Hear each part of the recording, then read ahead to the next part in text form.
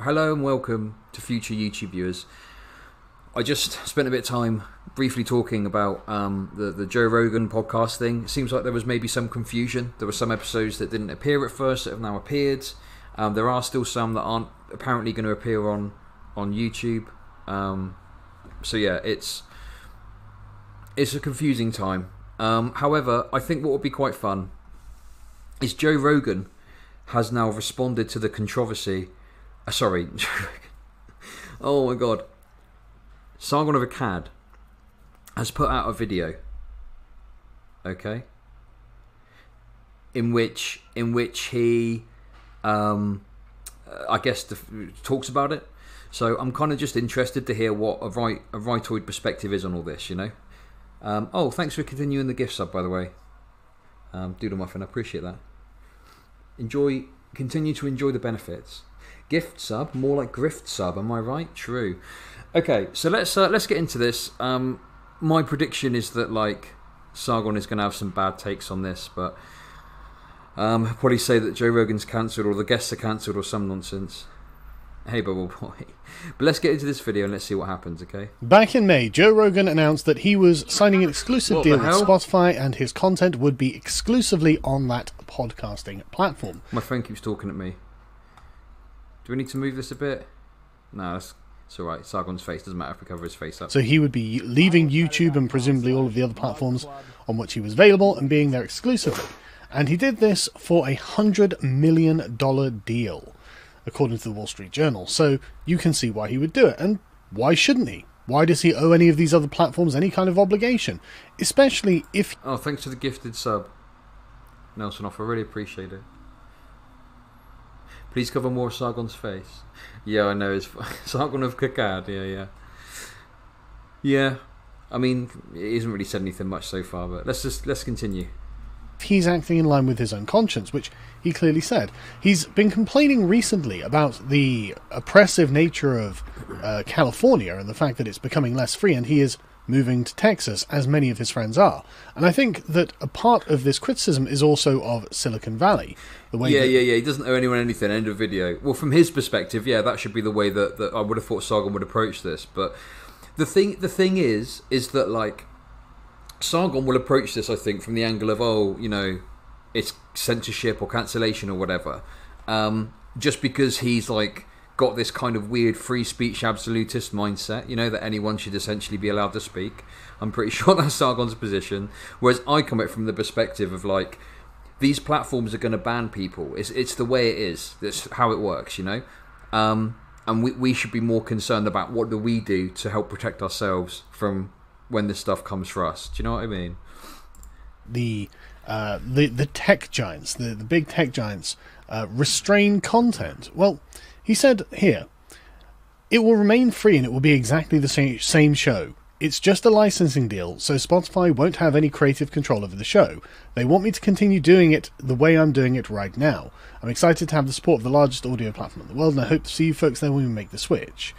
That is interesting, because today was the day that the switch was made, and it seems that a lot of episodes have been not moved across to Spotify for reasons unknown. Now, there's quite a long... Hey, how's it going? How's it going, the Surfs TV? You good?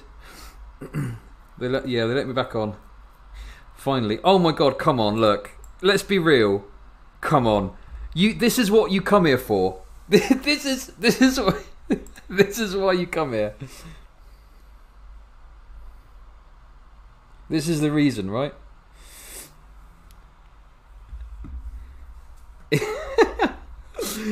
Oh, okay. Listen. Aside from this, I think that like this is, look, I'm not going to be like super critical. I'm not going to be super critical because obviously like, I made a mistake. Well, with further information, some of these podcasts have since come on. Do you know what I mean? This is the risky run of doing like instant react content to stuff. Is sometimes things will develop and things will change. Do you know what I mean? So oh look, people are throwing memes at me left, right, and centre. So yeah. You know, but I think like I say, well, let's see what he's got to say. Sorry, I keep pausing because there's lots of cool people in chat. Let's move that back over there where it belongs, though. Okay. list, and there's quite a variety of different people on here. And a bunch of people I don't know about. Like, I don't know who Jason Thibault is, or Brian Redband, Pete Johansson, Daryl Wright, Brian Whitaker, Jan Irvin, Joey Diaz. A lot of Big Finish's Doctor Who audio episodes aren't on Spotify. Spotify is censoring Doctor Who, the bastards. True. Hey, wait. Do you know what's funny as well? Like, Sargon can't even be bothered to like Google who these people are. Like, he can't even muster the energy for this. Seriously, like, though, 10-minute... welcome back. Nazis are the worst. Hey. Trans rights and all that. Then also, can you do an American accent for pay? Well, well, certainly. Oh no, wait, that's totally. Wait. Thank you very much for the 420. Nice, the Surfs TV. Appreciate it. Well, hello there. I am Chud Logic, the American version of Chud Logic. Hello there. Hi, I'm Chud Logic. Is that okay? Is that all right? That's the best I can do. Okay. Sounds like Google Translate breaking down. Yeah, my name is Chud Logic. I'm a Republican senator for Delaware. Vote for me to see less brown people in your neighborhood. There we go. To have been on there. Eddie Bravo, isn't this a guy who's on fairly regularly? But then I found Adam Kokesh, a capitalist activist, has been told that he can't go on. I don't know who David Seaman is, Dave Aspirin, but Dr. Stephen Greer. That's weird because he's the UFO guy. He's the bald doctor who talks about UFOs a lot. And Joe Rogan loves UFOs. He has loads of these different types of conspiracy theorists on. And I love this content too. I'm not in any way judging this. I think this is the content that makes the internet worthwhile. So, weird, isn't it? I think David Seaman is a conspiracy theorist as well. So, okay. But then you've got Louis Theroux. It's like a British documentary maker. Yeah. I'm guessing some of these episodes are the ones where it took a little while for it to come over, right? So obviously Sargon's made this video, you know, to his credit, like he can't tell if there's further developments to the story, you know. But we'll see what angle he takes on it. You know, I think that obviously there's been a bit more that's happened since then. But he's probably just going to play this off as like, oh, this is just like... This is censorship, this is Spotify, this is big tech, blah, blah, blah. And I think that, like, whilst some of that concern is valid, Sargon is coming at this from, like, a totally different angle, which is basically, like, we should let racists say whatever they want, whenever they want, essentially, you know? Absolutely middle of the road. He's just, like, the regular guy who goes and does the crazy things with the lunatics in whatever experience he's having. But he's not some radical... And then we get to Stefan Molyneux, Chuck Johnson, Milo Yiannopoulos, Gavin McInnes, right, okay, Alex Jones and Eddie Bravo, so that the famous Alex Jones podcasts won't be on there. And then Gavin McInnes again, and me, Sargon of Akkad. I don't get to go across to Spotify. And you've got Owen Benjamin and Michaela Peterson, Jordan Peterson's daughter, doesn't get to go. And the legendary Alex Jones returns. This was probably the best podcast I've ever watched. Yeah. I mean, obviously, like we know the Michaela Peterson one was some sort of error or mistake, and that's now on there. So I do wonder how many of these are inevitably going to like end up on Spotify, you know. But from what I can ascertain, it is the case that some are just not going to go across. So yeah, from what we were just looking at earlier, it seems apparently the reasoning is that some of the files are corrupted or something like that, I believe. So yeah. I was in hysterics the whole way through. I couldn't stop watching it. Best podcast and like the single best Joe Rogan podcast, and it's not going to be on Spotify. That's mad. And Alex Jones is a personal friend of Joe Rogan's, and I imagine is one of the reasons he moved to Texas to be nearer to his friends. And so I'm baffled as to why Joe Rogan wouldn't want these on his Spotify account. Like, what's the problem? Tommy Chong? What is that? The guy from Cheech and Chong, right? Yeah. Sorry, that's a good point. Actually, I think that getting more lefties on is good. Do you know what I mean? I think that getting lefties on is actually like a good call. But obviously it's up to Joe Rogan, like who he platforms and stuff. I would respect Spotify if they just said, well, would you want these people? Yeah, unironically, has ContraPoint's been on there? I honestly can't remember. Get me on there. Rogan would just argue with lefties. Joe Rogan is like, oh yeah, whoever his guest, he basically becomes their blank slates. Yeah, I think the problem for me is the way that, like, sometimes he pushes back and sometimes he doesn't. I think it comes out of this kind of Americanized culture with these things where, you know, like in the UK, those sorts of things, well, I suppose podcasts and stuff, maybe not, maybe you would get a bit more of that, but I like to see it when people are like challenged and things go down. Then it's like, what about this, what about that, you know? He sometimes pushes back. Like, to be fair to Joe Rogan, one of the kind of best breakdowns of like how silly Dave Rubin is was when Dave Rubin was on there advocating for getting rid of regulations and like building codes and stuff like that, and Joe Rogan was like, actually, that's not good. Like, you shouldn't do that. Do you know what I mean?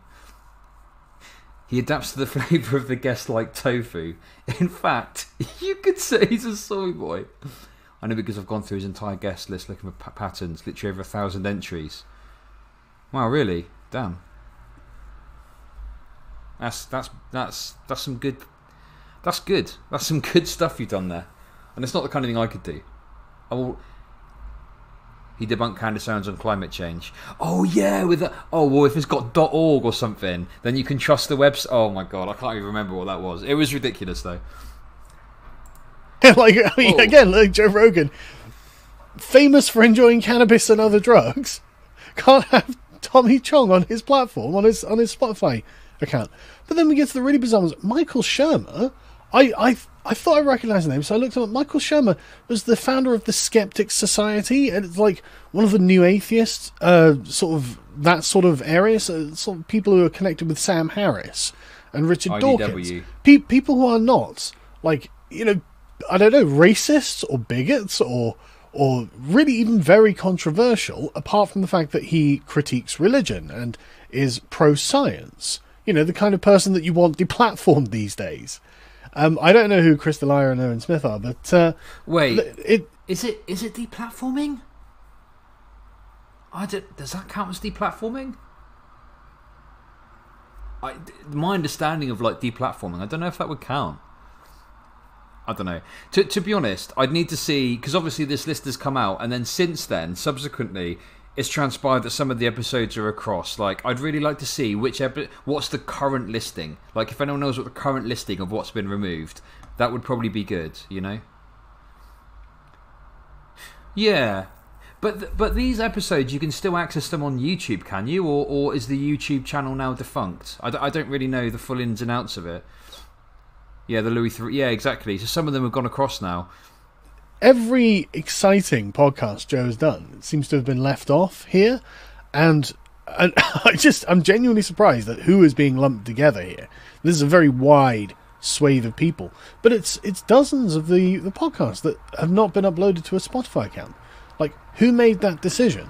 I'm really curious. I really want to know what the rationale for this was, especially as Joe himself was saying repeatedly on his podcast. So look, you know, Silicon Valley censorship is getting out of control. Yeah, you know? Yeah, like deplatforming would be if the content was on there and the person that owns the platform removed it, right?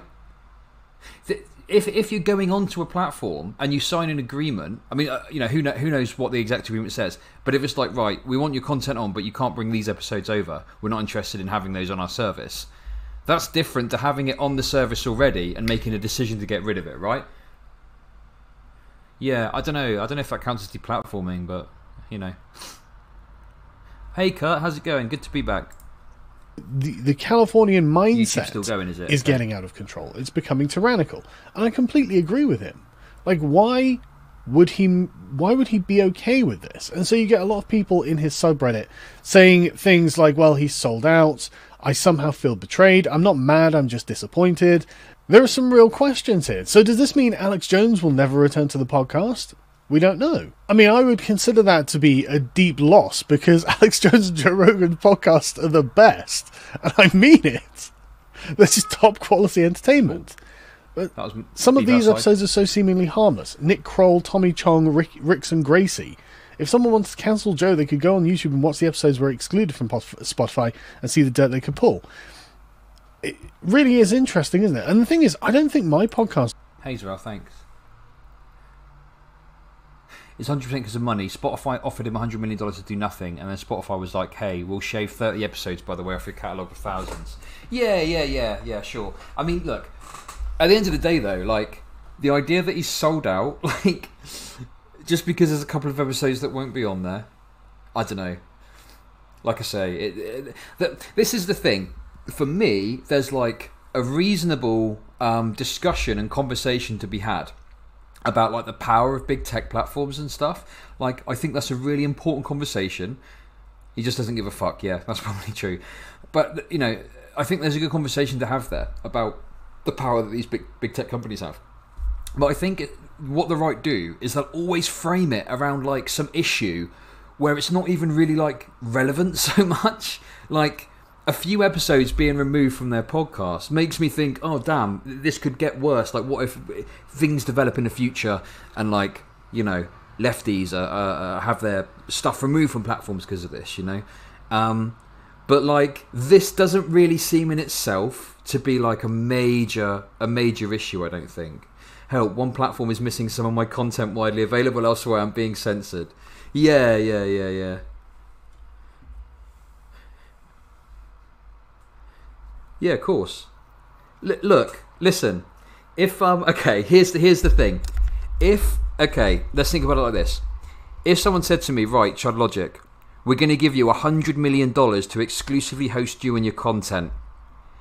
However, the Steven Crowder Dogcom tapes, they've got to get lost on the way. They've got to get lost in transit. There's got to be a technical error as we pull those across, because we're in the pocket of Big Dogcom, and we cannot possibly risk having your content, reveal this situation. So just make sure they get lost on the way. But it's $100 million deal. I don't know. That would be tough. That would be so tough. I mean, to be honest with you, I'd probably be lying. If like I was like, yeah, no, there's no way you'd sell out the Big Cum so fast. But I probably would. That's $100 million. God, that would change my life. But I don't know. Look, let's not come up with theoreticals, okay? I don't want to show myself to be the true grifter that I am, where I'd sell out on the Dogcom tapes for a measly $100 million, okay? With him was particularly controversial. You know, I don't think I said anything controversial on the podcast. But to be honest with you, it was one of my more disappointing ones. Normally I put in a much better performance when I'm being interviewed by someone. But at the time, I was quite under attack by the powers that be. And it was... looking back on it, man, I wish that I'd got in more relaxed. But everything was happening so fast, and there was so much happening around me that it was weird.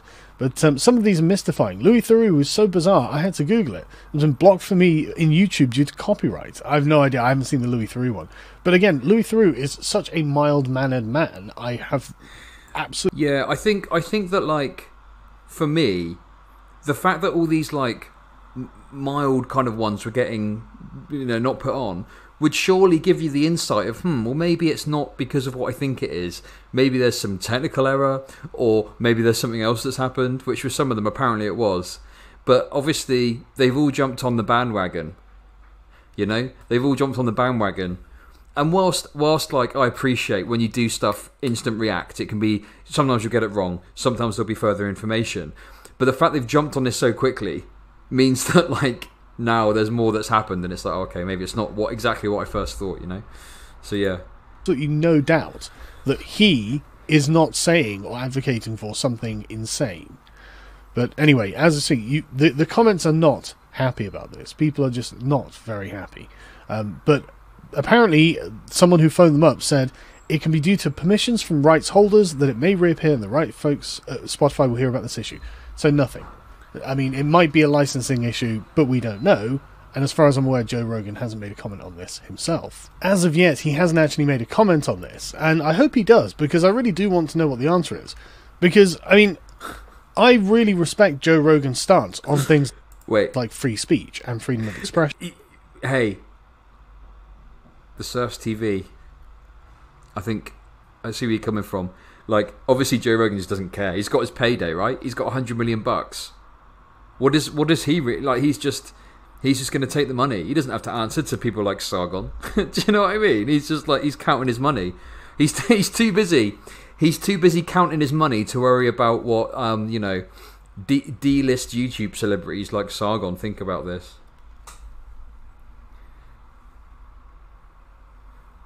You know?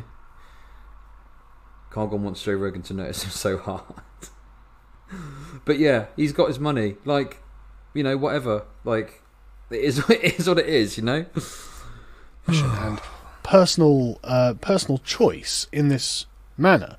And so I really hope that he hasn't just decided to kind of bend the knee to Spotify and a bunch of arbitrary demands from Spotify just to get rid of, again, a weird slate of people. Wait, if someone is offering you like $100 million to get rid of a couple of episodes of your podcast, and you go, yeah, okay, fine. Like, I don't really think that's bending the knee. Like, why would you fight super hard for your Alex Jones podcast to appear on Spotify? Like, you got $100 million. You wouldn't care about stuff like that. This is just deluded nonsense. Look, I don't know. Like, what's Carl expecting here? Like, the dude's rich. I don't know. Yeah, apparently he's exclusively on Spotify, so I'd imagine the YouTube channel is going to become defunct. I don't really understand it. To be uploaded. I mean, I know that from the a lot of the podcasts there I've watched, and all of them are Alex Jones' own content. Joe Rogan's own content. So it's. Hey, I don't think that. Hey Dario, thanks a lot for the sub.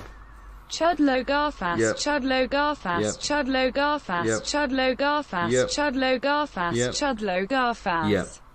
The claims of copyright would have any legal grounds, if any grounds at all.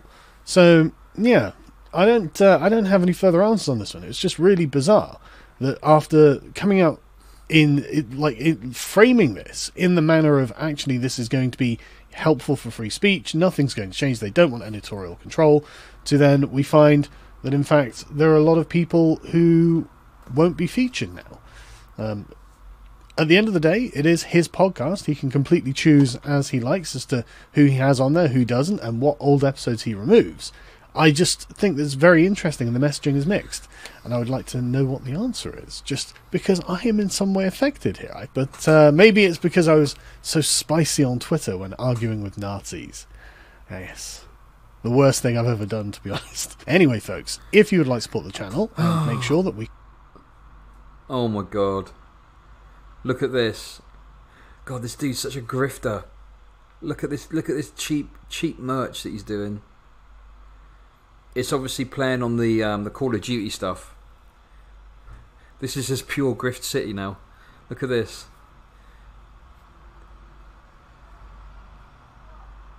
Owen Benjamin is a little cuckball.